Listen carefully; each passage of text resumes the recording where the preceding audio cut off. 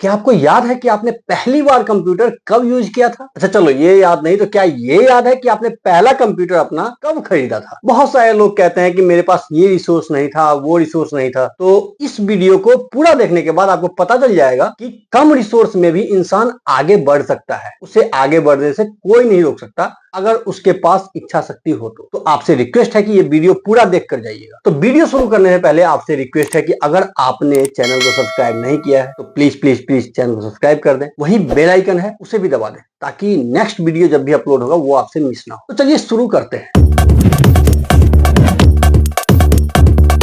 दिन था 18 जुलाई 2006। वो बीसीए का मेरा पहला दिन था और जब दिन के 12 बजे थे तो पहली बार मुझे कंप्यूटर पर बैठने का मौका मिला, कंप्यूटर के सामने। और फर्स्ट टाइम मैंने लाइफ में कंप्यूटर यूज किया था। आजकल के बच्चे को तो बचपन से ही पता चलता है कि कंप्यूटर कैसे चलाया जाता है, आप लैपटॉप कैसे यूज करते हो, क्योंकि सारी चीजें ऑनलाइन हो गया है ना। जब पहली बार कंप्यूटर का बटन प्रेस करके उसको ऑन किया था तो आपको बता नहीं सकता कि मुझे कितनी खुशी मिली थी। और जब मैंने पहली बार कीबोर्ड देखा तो मेरे को समझ नहीं आ रहा था कि यार ये एबीसीडी जो है वो उल्टा सीधा क्यों लिखा हुआ है। शाबाश बेटा।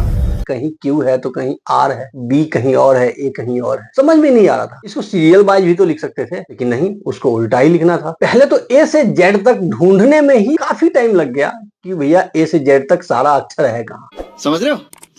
उसके बाद सर ने आया, एमएस पेंट खोल के दिया और सबको बताया कि भाई पेंटिंग करो, इससे क्या होगा कि माउस पर तुम्हारा हाथ बैठ जाएगा। पहली बार एमएस पेंट ओपन करके मिला, मैंने माउस पकड़ा। अब थोड़ा सा भी स्क्रॉल करूं तो माउस टेबल से नीचे आ जाता था। मेरे को समझ में नहीं आ रहा था कि भाई इतनी कम जगह में, माउस पैड इतना छोटा है, इतनी कम जगह में इतना बड़ा स्क्रीन पर माउस को हम कैसे रोटेट करेंगे। तेरे बस की बात नहीं। बहुत सारे दोस्तों को देखता था आसपास में कि वो टाइपिंग और पेंटिंग बहुत ही आसानी से कर लेते थे, क्योंकि वो पहले से ही कंप्यूटर चलाते आ रहे थे। उस समय मुझे तो डर लगने लगा था कि क्या मेरे से ये सब हो भी पाएगा कि नहीं, समझ में नहीं आ रहा था। लेकिन ऊपर वालों पे विश्वास और अपनी मेहनत पे विश्वास था कि अगर कोई और कर सकता है तो मैं भी कर सकता हूँ। इन शॉर्ट मेहनत बहुत करनी पड़ी और मैंने अच्छे तरीके से मेहनत किया। और अब आ गया 2008 और मैं पहुंच गया थर्ड ईयर में। वहां सेमेस्टर कुछ नहीं होता, वहां ईयरली पेपर होते थे, फर्स्ट ईयर, सेकेंड ईयर और थर्ड ईयर। और थर्ड ईयर में हमें करना था प्रोजेक्ट। अरे कहना क्या चाहते हो? और प्रोजेक्ट के लिए बहुत सारे बच्चों ने प्लान किया था कि सीनियर से ले लेंगे और उसमें अपना नाम वाम चेंज करके जमा कर देंगे। बट मैंने सोचा कि नहीं यार, कम से कम प्रोजेक्ट मैं अपना खुद का बनाऊंगा। शाबाश बेटा।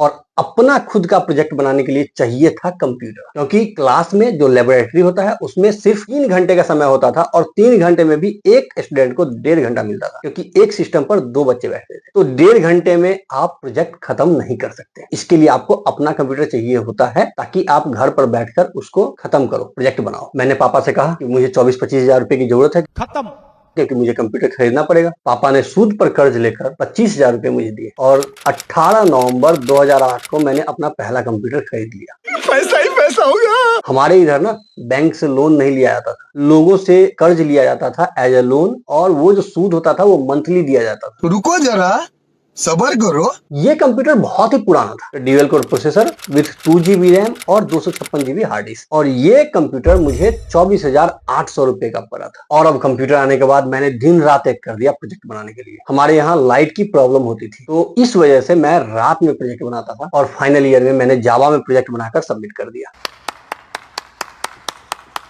ये थी मेरी पहली कंप्यूटर की कहानी और ये पहला कंप्यूटर आज भी मैंने संभाल के रखा हुआ है। क्या आपको याद है कि आपने अपना पहला कंप्यूटर कब खरीदा था? तो इसी के साथ हम विदा लेते हैं और आपसे फिर से मिलते हैं किसी और वीडियो में। धन्यवाद।